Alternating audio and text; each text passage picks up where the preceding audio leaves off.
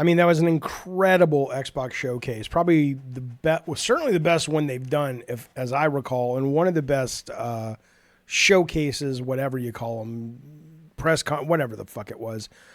Things I've seen.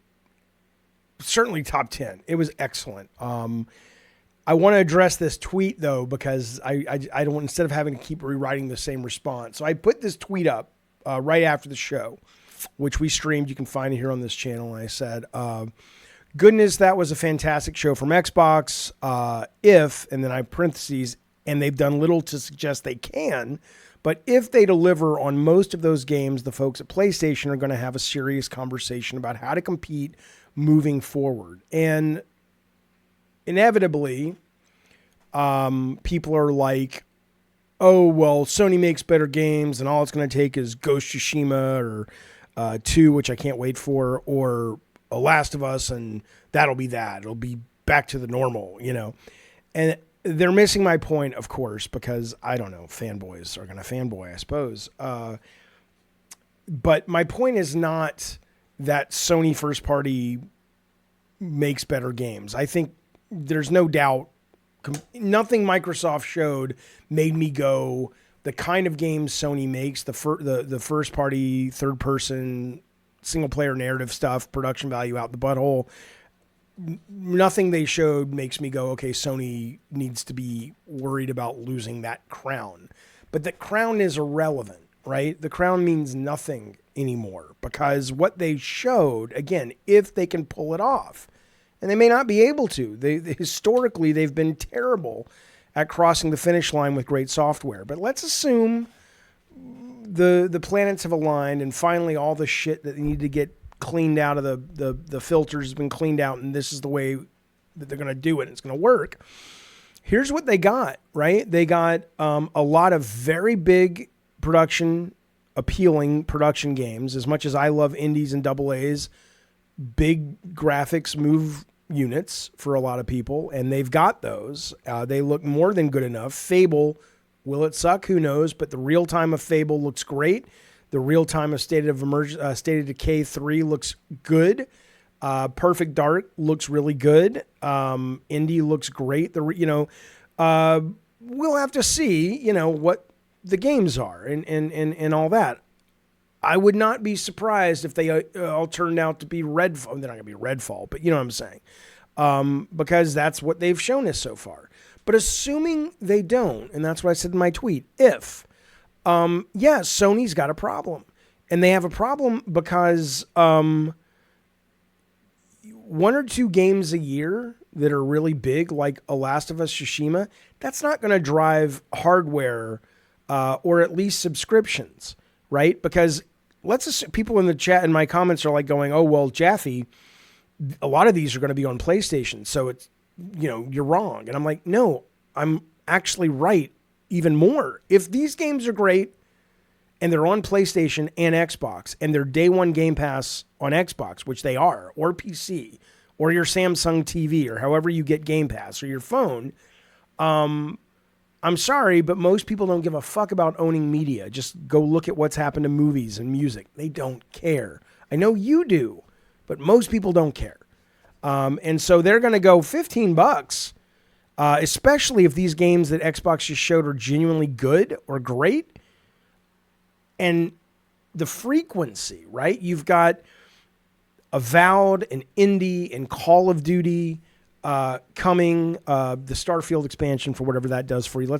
I love Starfield, but knock that off the board because it's not for a lot of people have washed their hands of it.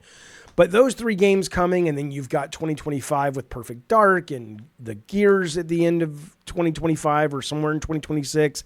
You've got the Lady in the Bayou game coming in 2025. That if it's as good as it looks, oh my God. The cadence of every couple of months a big game, and then in between those big games, you've got some really cool indie and AA games that are exclusive or not, but they're still day one.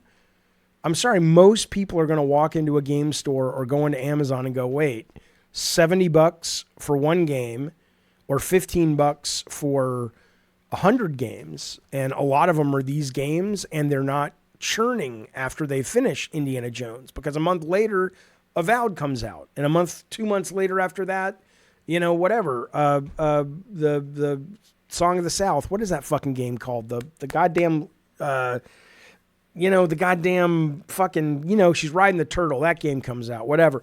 I'm saying that in a lot of ways, if you put all of them, which they're not, but if you put all of them on PlayStation, it actually is worse for PlayStation. And I'm not knocking PlayStation's games. What I'm saying is, when people were talking about the acquisition for Activision is putting Microsoft in the realm of the Apples of the world. I mean, they're already in that realm financially, but in terms of the ability to compete for next generation entertainment, and I don't mean just game next generation, but the next, megalopolis, of the Apples, the Tencents, the Amazons. This is the level of where it's at now, because with this money, they're able to release this level of quality, if the games are good, at this cost for gamers, for consumers, this frequently. Sony can't compete with a couple of AAAs or quadruple A's a year, especially when most of their money is still coming from wanting to sell hardware. Because, I mean, seriously, put your fanboy hat off for a moment and go, okay, as great as Naughty Dog is, as great as Santa Monica is, are people really going to drop $600, $500, $499 on the next PlayStation just to play a couple of games twice a year? When most everybody else has moved on to Game Pass? But again, think what you want. This one guy thinks I'm giving a backhanded compliment. I'm like, dude, it's not a backhanded compliment. Anybody who watches this channel knows I have been critical as shit against Matt Booty and Phil Spencer for 4 years at this point.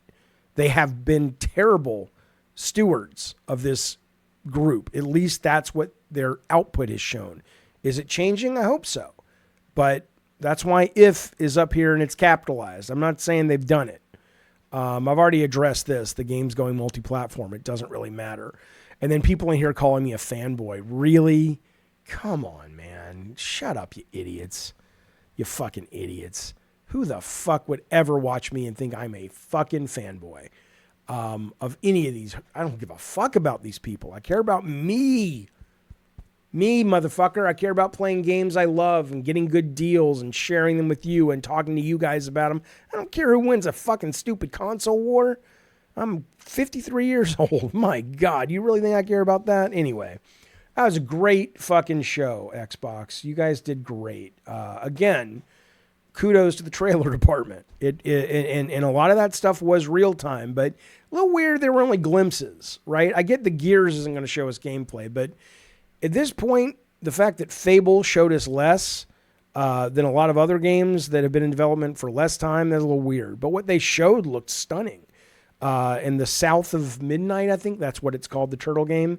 That looked amazing. And Indy looks like a blast, and Avowed doesn't look as good as those games, but Avowed, my understanding from watching it over the years, is much more about choices and variety and nonlinearity.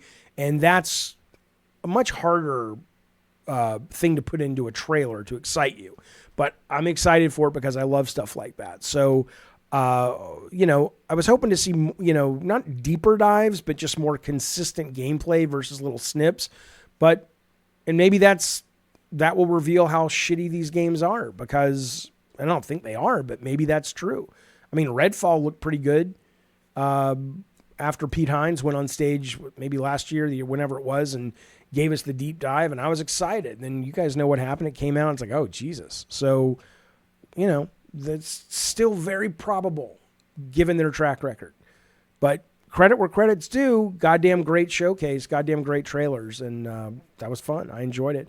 All right, you guys, be well, be safe. I'm back to streaming tomorrow at 5 o'clock. Gavin and Games. I'll see you soon. Bye.